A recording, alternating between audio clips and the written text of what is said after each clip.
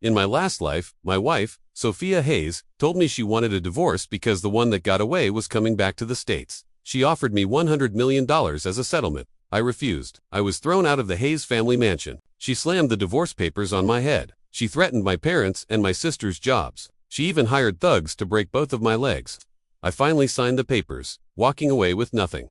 I watched them get together, the happy couple. Then, I was thrown into a river and drowned. When I opened my eyes again, I was back on the day Sophia told me she wanted a divorce. Cole, let's get a divorce.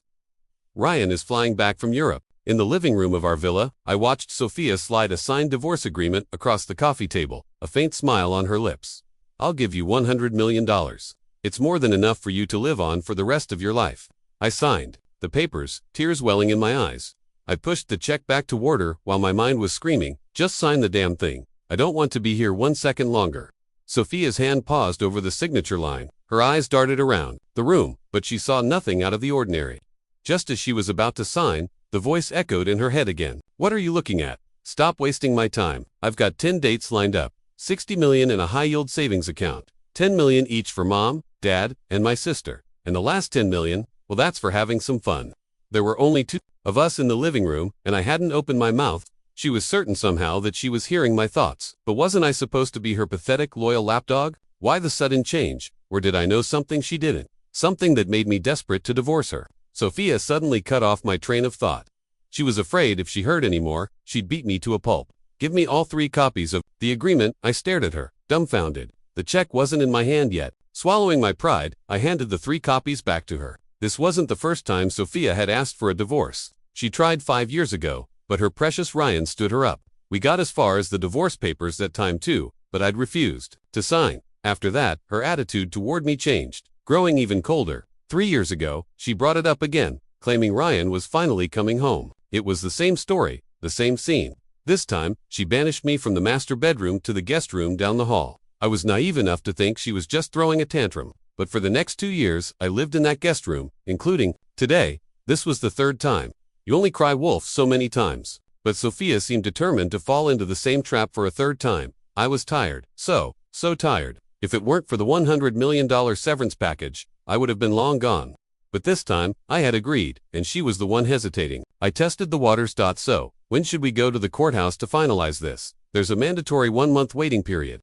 Sophia looked me up and down, a full body scan. Seeing nothing amiss, she spoke, her voice like ice. If you're that eager to get divorced, I don't mind making sure you walk away with nothing. I was about to reply when her phone rang. I watched her snatch it up, her voice instantly melting into a gentle coo. Ryan, you said you're an hour from Seattle. I'll head to the airport to pick you up right now. Of course, in Sophia's world, Ryan always came first. She caught my calm, placid gaze and let out a sneer. Don't play these push-and-pull games with me, Cole. You'll never be half the man he is.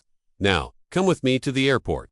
You need to see for yourself how big the gap between you two really is. I stared at her triumphant expression, biting my lip so hard I tasted blood. Tears burned my eyes. I never imagined I could be so worthless in her eyes. I nodded, but my mind was already racing ahead. Fine, the airport it is.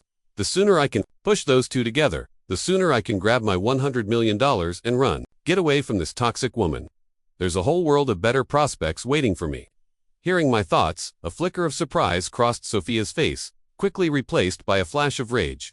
You'd better remember your place, she snapped. She glanced at me one last time before taking the divorce papers and disappearing into the master bedroom, shutting the door firmly behind her. I knew she kept a safe in there. She was probably locking the papers away, afraid I'd steal them. I went back to the guest room and changed into a drab gray sweatsuit, making myself look as plain and unassuming as possible. I met Sophia 6 years ago. Her perfect Ryan had just dumped her and left for Europe.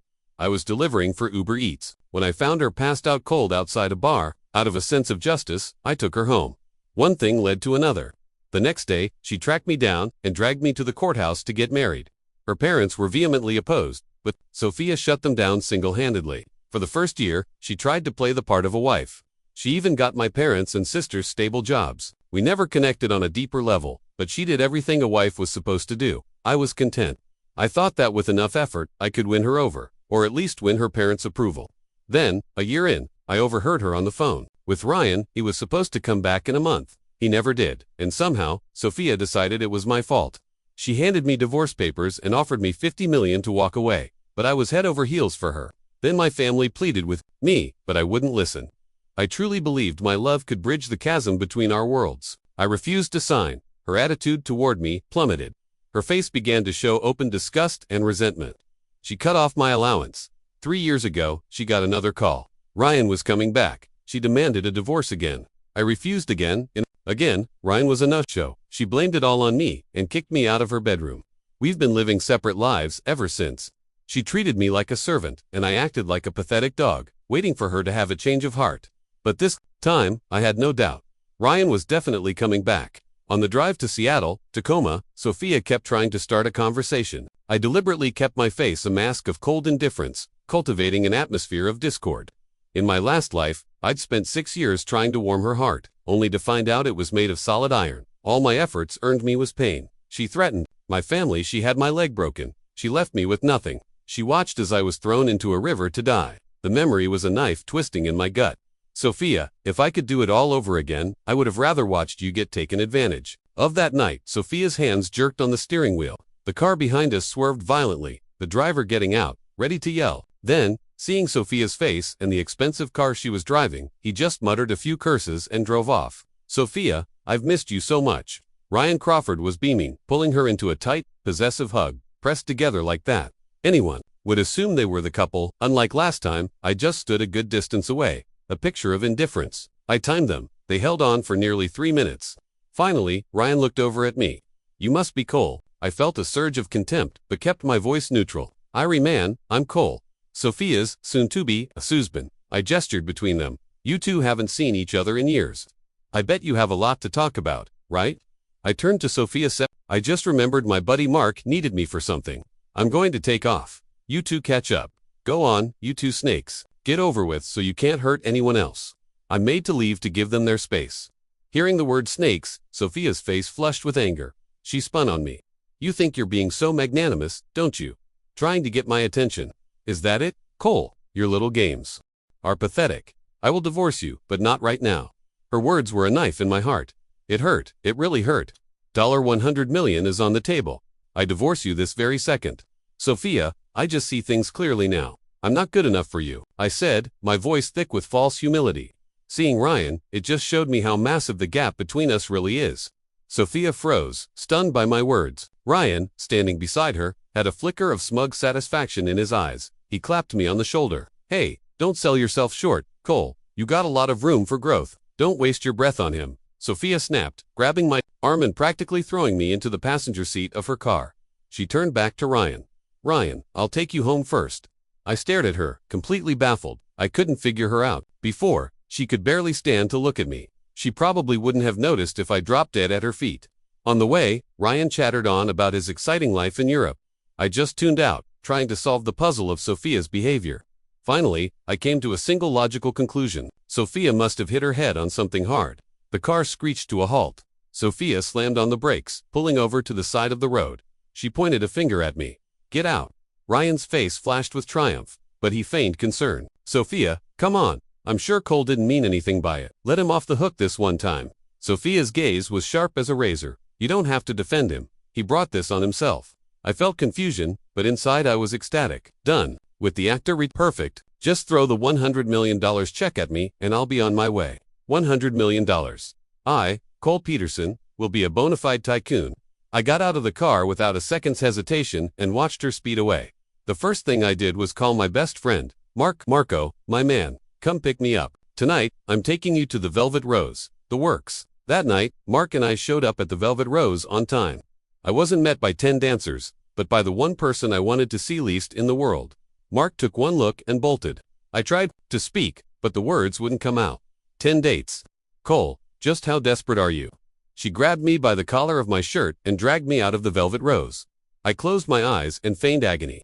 But inside, I was laughing my head off. You're so high and mighty. I was celibate for 6 years for you, trying to melt that block of icy cold heart. But what was the result? A stone doesn't bloom. Sophia, I've disgraced myself. I'm not worthy of you anymore. I forced out my face, flushed, my eyes fixed on her. My voice was filled with guilt and shame. Let's just get the divorce. Ryan is the one who's right for you. Sophia scanned me from head to toe, searching for a lie. If she couldn't hear my thoughts, she probably would have dragged me to the courthouse right then and there. As I pretended to pass out, she shoved me into the back seat and drove away from the club. "As long as you understand that," she said, coldly lying in the back. I smelled a cloying perfume that made my stomach turn. But eventually, the alcohol won, and I truly did pass out. The next morning, I woke up and stared at the room in horror. This was the master bedroom. A stunningly beautiful face appeared above me. It was Sophia. My heart hammered in my chest. I scanned the room, desperate to find my clothes and escape. What have I done? Drunk and stupid. My eyes landed on a piece of clothing, a silk dress, hers. Without a second thought, I wrapped it around myself, lifted a corner of the duvet, and prepared to flee. Click! The sound of the camera, shutter. I whipped my head around. Sophia was standing there holding her phone, a triumphant smirk on her face. She had just taken a picture of me in her dress. I scrambled away, nearly smashing my head on the door in my haste to escape. I could hear her light laughter behind me, which only made me run faster. Back in the safety of the guest room, I slapped myself across the face a few times. "Cole, why can't you control yourself?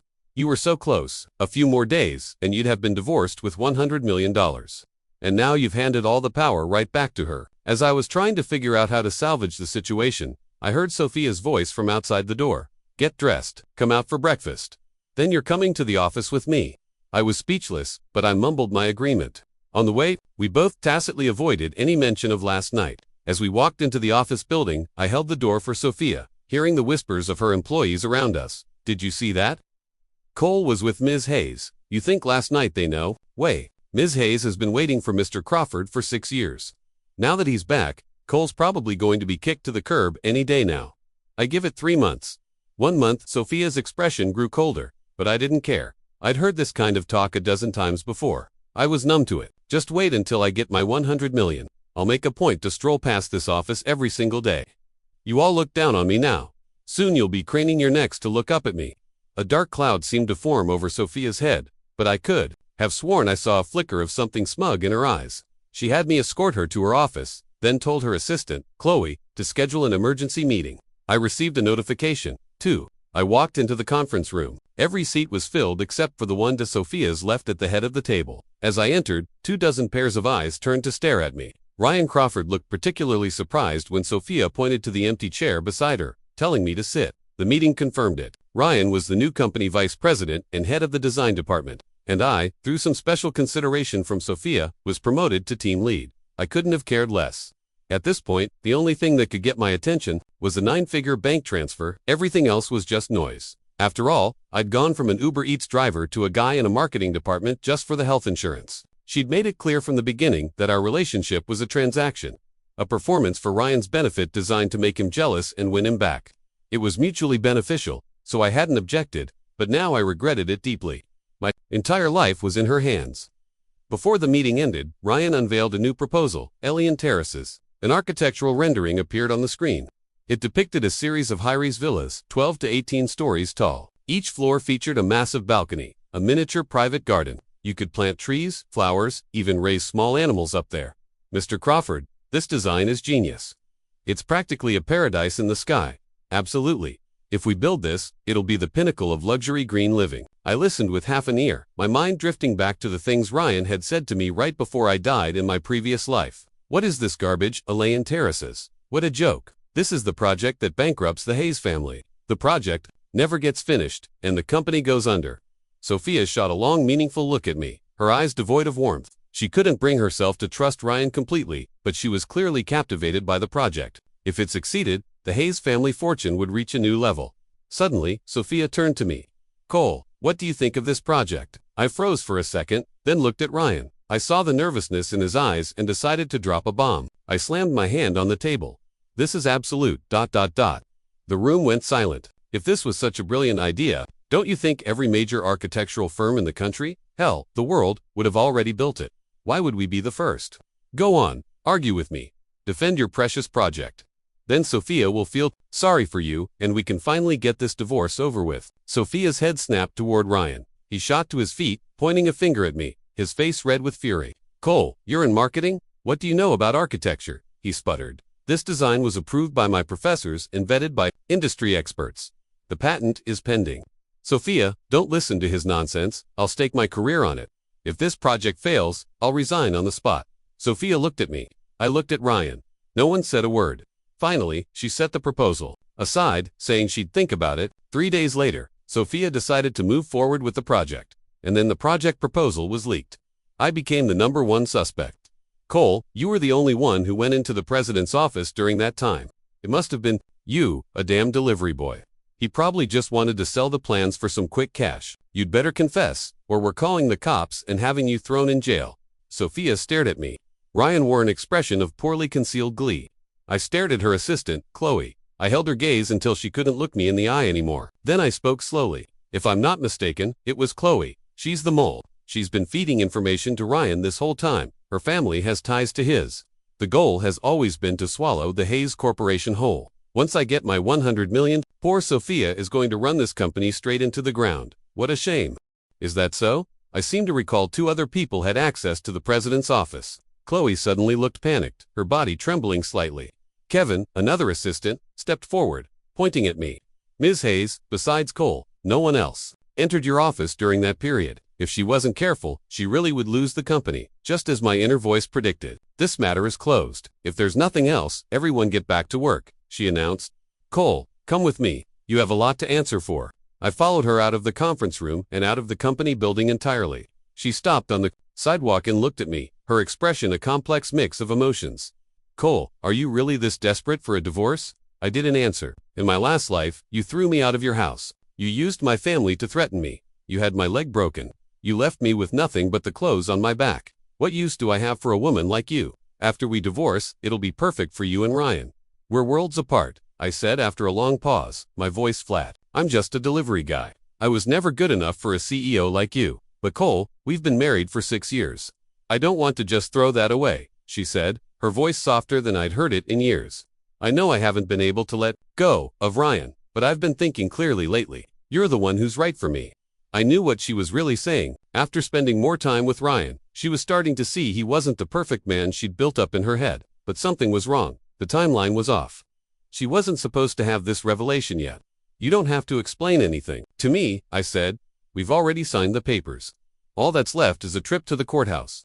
Sophia seemed to realize how determined I was. She was silent for a long time before letting out a self-deprecating laugh. Help me with one thing. If you do, I'll agree to the divorce and give you the $100 million.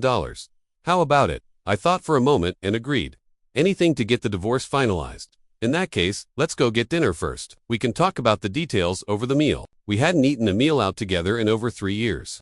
Sophia was always working late. I knew she had a sensitive stomach, so I'd learned to cook easily digestible meals for her. I was afraid of her anger, so I'd always leave the food at her office door for Chloe to give to her. But in this life, her stomach problems were not my concern. The moment I agreed, her phone rang. I could hear Ryan's voice on the other end, asking her to dinner. Sophia looked at me, then told him, no, I what? You know, you could go with Ree. Sophia's icy glare cut me off, and I swallowed the rest of the sentence. When the waiter handed us the menus, I watched as she ordered more than a dozen dishes.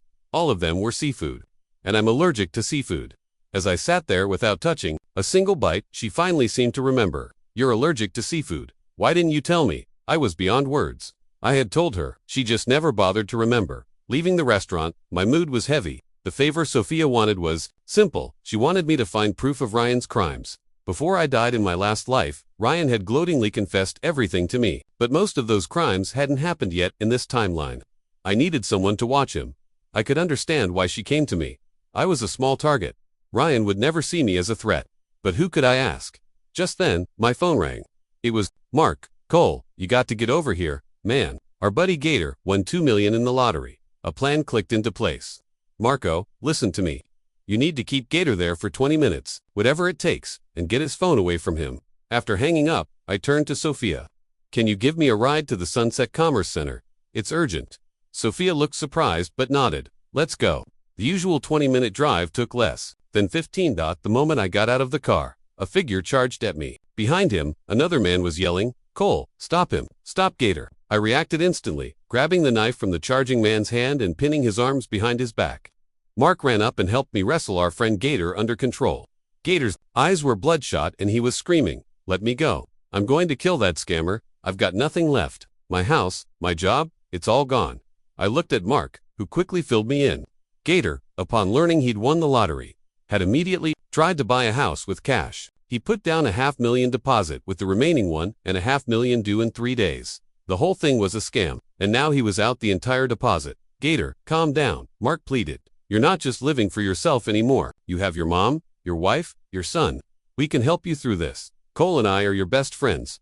Gator's eyes, which had brightened for a moment, dimmed again. He knew Mark was just trying to make him feel better. He knew our financial situations. I sighed and pulled a bank card from my pocket, pressing it into Gator's hand. There's $2 million on this card, I said. If you do this one thing for me, the money is all yours. But I have to warn you, it's dangerous and it has to be kept completely secret. Gator pounded his chest. Cole, you're a lifesaver. My whole family owes you. Forget one thing. I do 10 things for you.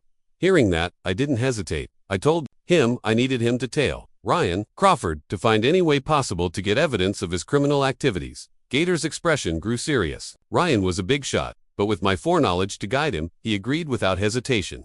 Don't you worry, he said, a spark of his old self returning. They don't call me the best damn bike courier in Seattle for nothing.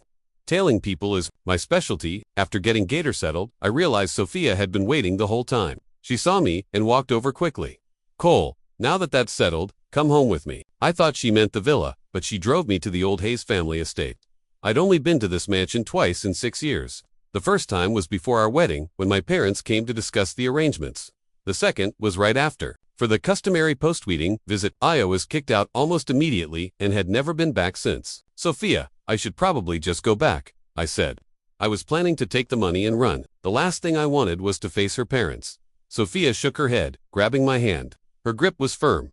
We'll face them together. Just as I was about to protest, I saw Ryan Crawford walking toward us. He was dressed in an expensive designer suit, a multi-million-dollar watch gleaming on his wrist. The message was clear. I looked at him coldly. He was the reason I died. If I could, I would destroy him. But I knew my limits. Sophia, let's go. Inside, your parents are waiting, Ryan said, shooting me a disdainful glance before trying to take Sophia's hand. I tried to subtly pull my hand away from Sophia's, but her grip was like iron.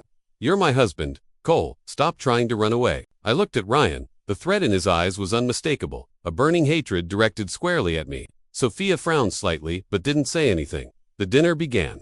From the start, my father and mother-in-law did nothing but praise Ryan, tried to play along, subtly nudging Sophia and Ryan together. But every time I did, Sophia skillfully blocked my attempts. I swear it was like she could read my mind. So Ryan, you're not planning on leaving this time? That's wonderful.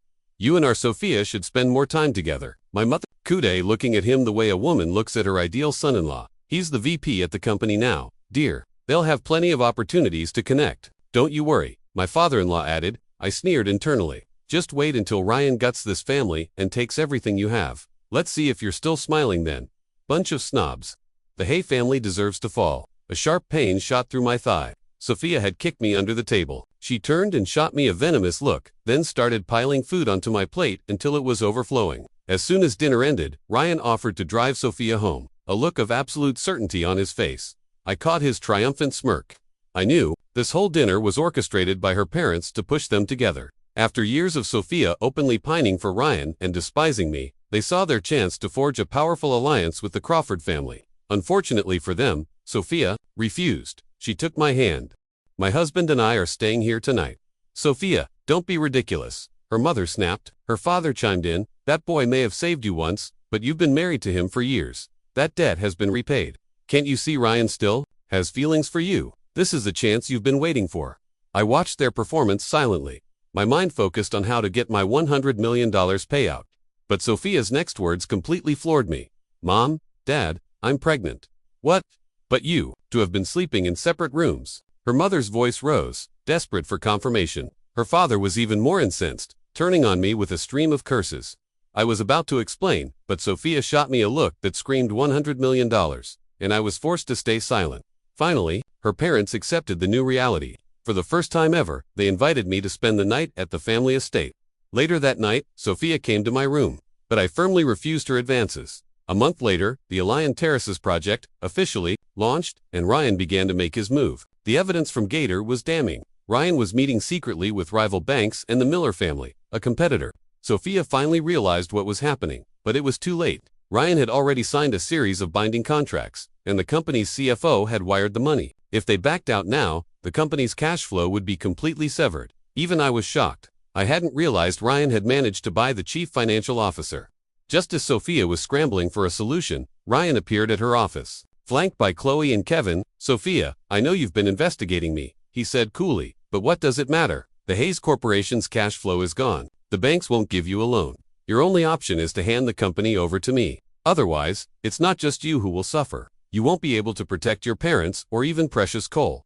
Sophia shook her head, looking at her two former assistants. "I can't believe you would betray me, too. I always thought I never wronged you. I had such high hopes for you both. Is this how you repay me?" Chloe looked away, a flicker of guilt on her face.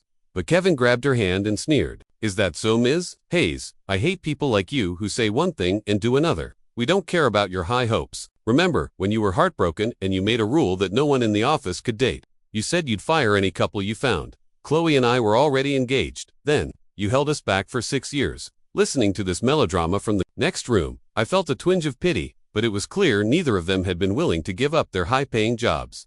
In the end, they had made their own choices. Of course, Sophia was wrong too. You shouldn't impose your misery on others. Just then, the office doors burst open. Sophia's parents entered, followed by several police officers who surrounded Ryan and his two accomplices. Ryan, Sophia's father, said, his voice like steel, "You thought you had planned for everything. But you failed to realize that this was all part of my plan. I simply gave you an opening. I wanted to clear out all the rats from this company in one go. Corporate espionage, kidnapping, and that sexual assault charge from your time in Europe. I think you'll be spending the rest of your life in prison." Chloe and Kevin dropped to their knees, begging for mercy. But Sophia gave them no chance to speak. "You wanted to be star-crossed lovers. A prison cell should be very romantic for you too." As the police led them away, she looked around, but I was gone. She started calling my phone frantically, but it was as if I had vanished from the face of the earth. Then she remembered something and rushed home. At the villa, all my things were gone. Even a wedding photo on the wall had been torn in half. My side ripped away. She searched frantically, finally ending up in front of the open safe. Only 2 copies of the divorce agreement remained inside. She snatched them out and tore them to shreds. Next, she went to my parents and sister, but got the same answer. They didn't know where I was. Left with no other choice, she tracked down Mark and Gator. All they gave her was a single signed copy of the divorce agreement. "Cole said he doesn't want to see you right now," Mark told her, "not unless you agree to the divorce." Sophia stood there stunned. She shook her head. "I don't agree. I don't believe he can really abandon his parents and sister." When Mark relayed the message, I wasn't surprised. I knew that after successfully taking down Ryan, Sophia wouldn't let me go, icily, but I couldn't stand the sight of her. The day I left was the anniversary of the day I was drowned in the river. I knew Ryan's men did it, but Sophia's actions had led to it. So, even if I never saw that $100 million, I would never be with her again. It was a line I couldn't cross. A few days later, $100 million appeared in my bank account. I gave 10% to my parents and my sister. I used the rest to help a poor remote village in the Pacific Northwest. The place didn't have a single paved road. When it rained, the dirt tracks turned into a sea of mud, impassable even for tractors. I used the money to buy gravel, and alongside the locals, we built a road to a better future. The village had incredible natural tourism potential. I started acting as a guide, showcasing the pristine, untouched beauty of the area. Videos I posted went viral, and soon more and more tourists started coming. B&Bs and farm-to-table restaurants began to pop up. And then one day, I saw the one person I never wanted to see again. Sophia acted like any other tourist, showing no sign of causing trouble. She didn't say a single word to me the entire day. It wasn't until nightfall that she approached me. I was about to refuse her invitation for a walk, but then she handed me a small booklet, a divorce certificate. I fell silent. We walked along a tree-lined path. The streetlights were bright, casting our shadows long behind us. My stomach rumbled, and Sophia heard it. She took my hand and led me to a hot pot restaurant. I watched as she ordered a mountain of ingredients piling up on the table. They were all my favorites. I didn't understand her motives, but I let myself enjoy the meal. In this new life, I decided I wouldn't deny myself simple pleasures, especially not good food. She ordered so much that I could only eat a small portion of each dish. Sophia didn't seem to mind digging in with the same gusto I did. For a moment, it reminded me of the old days after a long shift when Mark, Gator, and I would devour meat and drink beer just like this. Watching her eat so voraciously, I stopped. Her stomach had always been weak. She couldn't eat like this. "What? We're divorced now, and you're still worried about me?" I thought I heard a faint laugh in her voice. "Who's worried about you? I'm just afraid Miss Hayes will fall ill here and disrupt her travel plans for tomorrow." "Is that so? Well, even though we're divorced, you still have a responsibility toward me," she said, her voice soft. "To be precise, you have a responsibility toward the child in my belly." Her words struck me like lightning. My face turned crimson. I wanted to run, but my feet were rooted to the spot. Cole, I can vouch for her. What she said is true. I can prove it too. Two voices chimed in. I turned to see Mark and Gator. Behind them stood my parents and my sister. My face hardened when she tried to use my family to pressure me. Sophia, if the child is really mine, I'll raise it. But we can never be together. Sophia's face fell. She could hear my thoughts. So, she knew I was reborn. She understood that after all the mistakes she made in our last life, I couldn't forgive her. Just then, her parents walked in. They simply sighed, saying nothing. 8 months later, the babies were born. A pair of twins, a boy and a girl. Sophia left them in my care, using it as an excuse to visit me constantly, but I ignored her completely. She would often murmur to herself when she thought I wasn't listening. Cole, I was wrong. I know you came back, but why can't you just give me one more chance? Cole, please, just one more chance. Forgive me, just this once. One day, I took a deep breath, walked up to her, and asked, how did you know I was reborn? She looked up, startled. You think being reborn is some cheap trick. If I just agreed, I'd be disrespecting the very words themselves. I said, my voice hard, I can give you one chance. You wasted 6 years of my life. You owe me 10 years of freedom. A brilliant, tearful smile bloomed on Sophia's face. For the next several decades, she was truly good too.